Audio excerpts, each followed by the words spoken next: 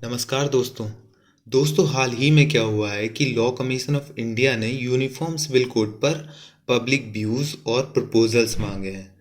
इससे ये बात साफ हो जाती है कि गवर्नमेंट कहीं ना कहीं विचार कर रही है एक यूनिफॉर्म सिविल कोड को लाने के बारे में। तो दोस्तों इस वीडियो में हम यूनिफॉर्म सिविल कोड के बारे में बात करेंगे और देखेंगे कि क्या होता है यूनिफॉर्म सिविल कोड, क्यों इसकी ज़रूरत है और क्या इसकी मेरिट्स और ड्रॉबैक्स हैं। तो दोस्तों अगर आप इस चैनल पर नए हैं तो प्लीज़ चैनल को सब्सक्राइब कर लीजिए। तो चलिए दोस्तों देखते हैं कि क्या है यूसीसी।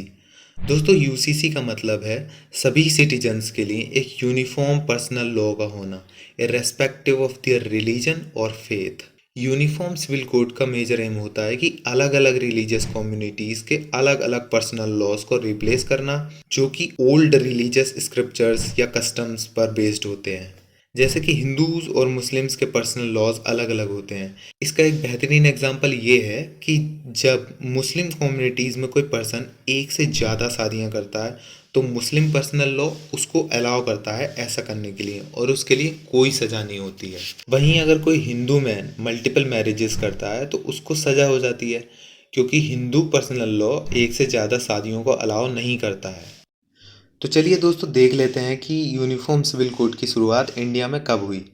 दोस्तों हालांकि ब्रिटिशर्स ने यूनिफॉर्म सिविल कोड को इंडिया में इम्प्लीमेंट करने का प्रयास तो किया था, लेकिन ब्रिटिशर्स लोग इंडियंस की रिलीजियस फीलिंग्स के दुश्मन नहीं बनना चाहते थे, क्योंकि ऐसा करना ब्रिटिश राज को कंटिन्यू करने के लिए बहुत खतरनाक साबित हो सकता था उनके लिए। इसलिए उन्होंने इस मामले में ज़्यादा इंटरफेरेंस नहीं किया, क्योंकि इंडियंस उस समय पर अपने रिलीजन्स को लेकर बहुत ही ज़्यादा सेंसिटिव थे।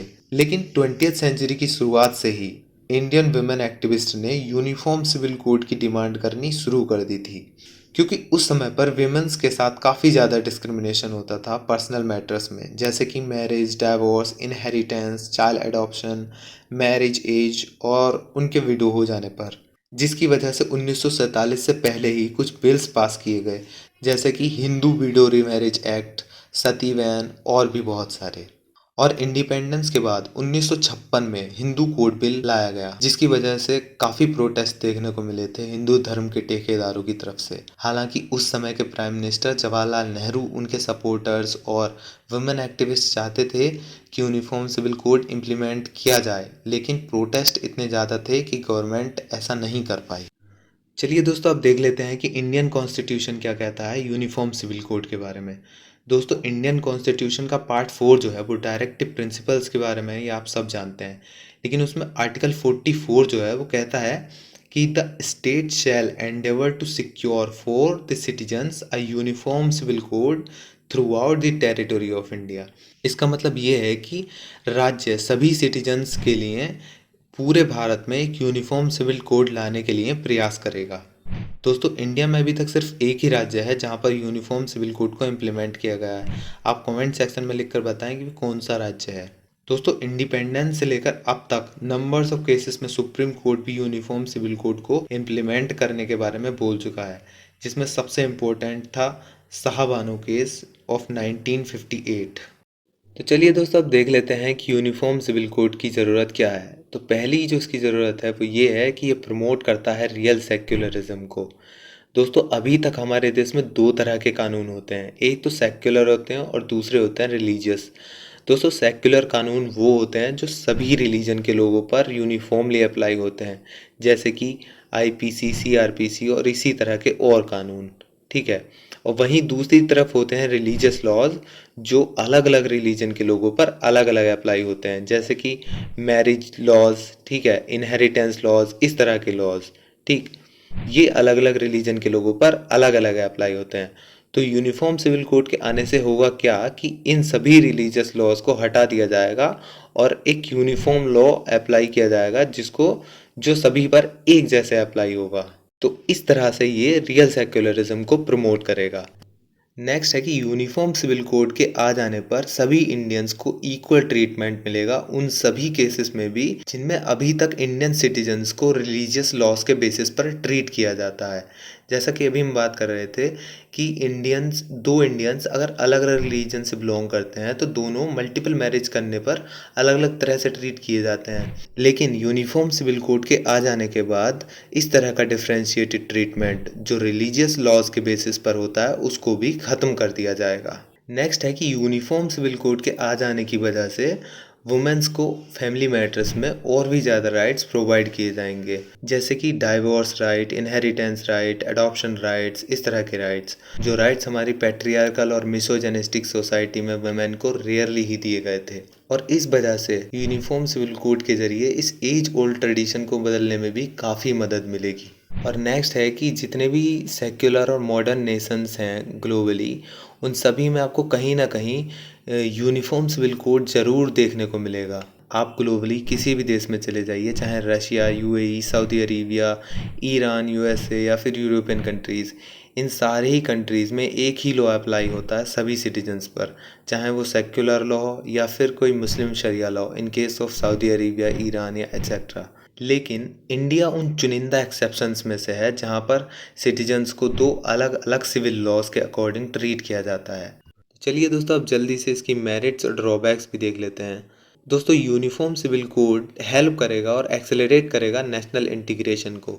वो ऐसे कि इसकी वजह से सिटीजन्स में एक सेंस ऑफ वननेस क्रिएट होगा जब सभी इक्वली ट्रीट किए जाएंगे, और इसकी वजह से उनमें नेशनल स्पिरिट और बढ़ेगी। और दूसरी जो यूनिफॉर्म सिविल कोड की मेरिट है वो ये है कि इसकी वजह से जो ओवरलैपिंग प्रोविजंस हैं लॉज के, उनको अवॉइड किया जा सकेगा।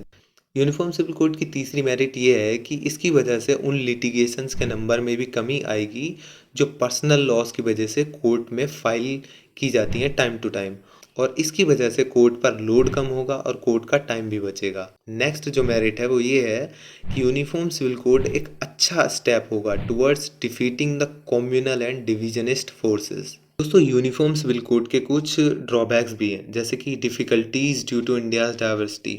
दोस्तों, ये बात तो हम बचपन से जानते हैं कि इंडिया जितना डाइवर्स कंट्री पूरे वर्ल्ड में कोई नहीं है, और अब तो पॉपुलेशन भी सबसे ज़्यादा हो गई है।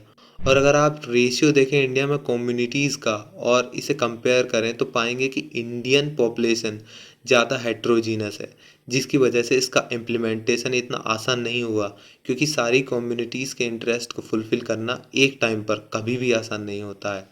नेक्स्ट जो इसकी ड्रॉबैक है वो है कि interference of state in personal matter.